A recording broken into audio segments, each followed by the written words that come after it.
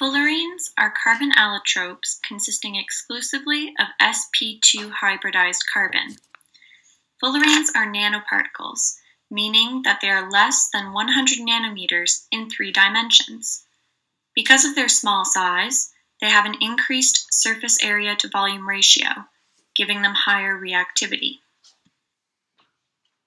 Fullerenes have been found naturally in volcanic ash, 1,000-year-old ice cores, and even dinosaur egg fossils.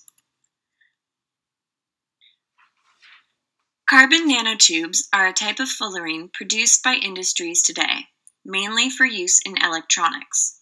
There are 2 types of carbon nanotubes: single-walled carbon nanotubes and multi-walled carbon nanotubes. These nanotubes are produced by removing the surface of graphite with a laser in the presence of helium gas.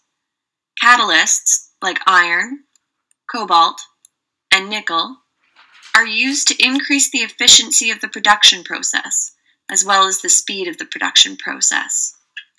The multi-walled and single-walled nanotubes are characterized by their high aspect ratio, meaning that they are long and skinny, their high tensile strength, and their semiconductive properties. Because of their production process, nanotubes can be released into the atmosphere and inhaled. Particles greater than 5 micrometers are deposited into the nasopharyngeal region when inhaled, closer to the nose.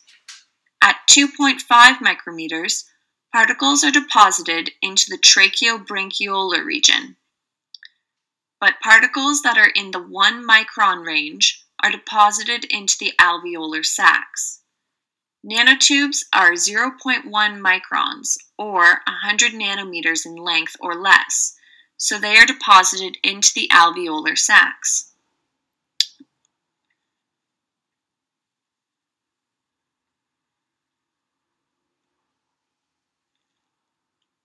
Once nanotubes reach the alveolar sac, they are able to exert their toxic mechanism, even though they cannot cross the lipid bilayer of the alveolar cells. Nanotubes have an extremely high log POW value of 6.67, well outside the drug availability range of -0.4 to 5.6, making them extremely hydrophobic. They are practically insoluble in water, and this makes sense given that they are composed entirely of carbon-carbon bonds. Because of their hydrophobic nature, nanotubes have difficulty crossing the lipid bilayer of alveolar cells. However, if rigid enough and small enough, the nanotubes can pierce through the lipid membrane of the alveolar cells and access the bloodstream. Studies have shown that nanotubes that access the bloodstream in this way can reach the brain in less than 1 minute. However, there is a defense mechanism set up in the alveoli to prevent nanotubes from accessing the bloodstream. There are 3 types of alveolar cells: squamous alveolar cells that make up the cell walls, great alveolar cells that secrete pulmonary surfactant, and macrophages that scavenge for foreign particles in the alveolar sacs. Carbon nanotubes are recognized by the macrophage receptors with collagenous structure, known as Marco. Once recognized by Marco, the nanotubes are endocytosed by the alveolar macrophages.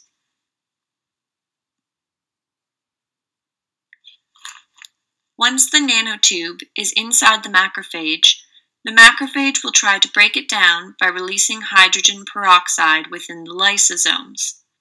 However, nanotubes are usually coated with contaminating catalysts from their production. Iron is the most common catalyst used to manufacture nanotubes and can interact with hydrogen peroxide. The iron on the surface of the nanotube is in a 2+ oxidation state and can act as an oxidative catalyst, catalyzing the formation of a hydroxyl radical through a single electron transfer. This is known as a Fenton reaction. The oxidized iron catalyst can continue to react with hydrogen peroxide, producing a superoxide anion. Note that the original oxidation state of the iron is regenerated. The iron can continue to switch between these oxidation states at the surface of the nanotube and generate abnormal amounts of reactive oxygen species. These reactive oxygen species do not cleave the carbon-carbon or carbon-hydrogen bonds of the nanotubes, but instead cause an oxidative burst within the macrophage. This oxidative burst is the beginning of an inflammation reaction within the macrophage.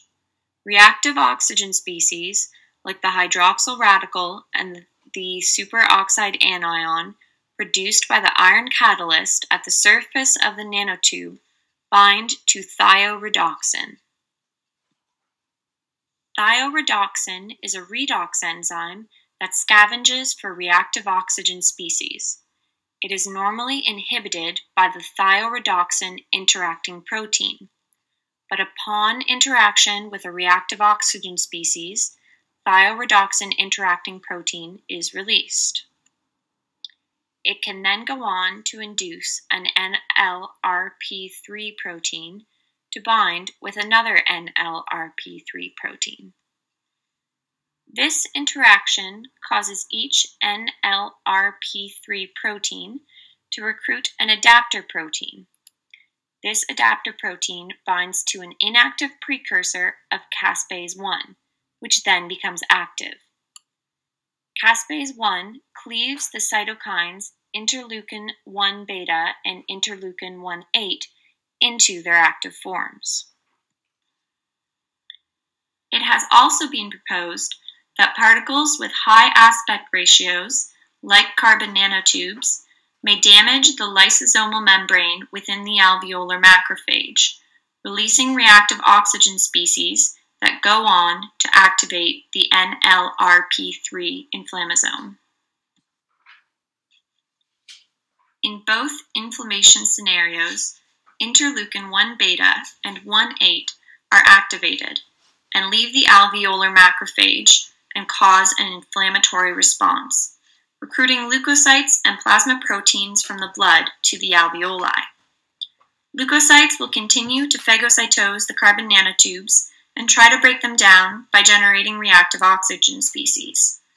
This abnormal amount of reactive oxygen species produced can cause serious effects on the alveoli. Under normal physiological conditions, the alveoli are the site of gas exchange between the blood and the lungs.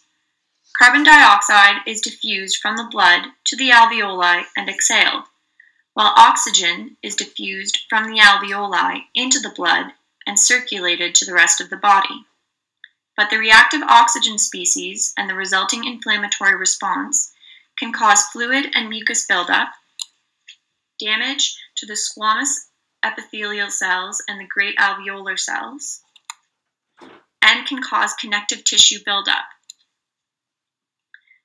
All of these hinder the gas exchange of the alveoli, causing shortness of breath, breathing difficulties, and a hacking cough in the organism.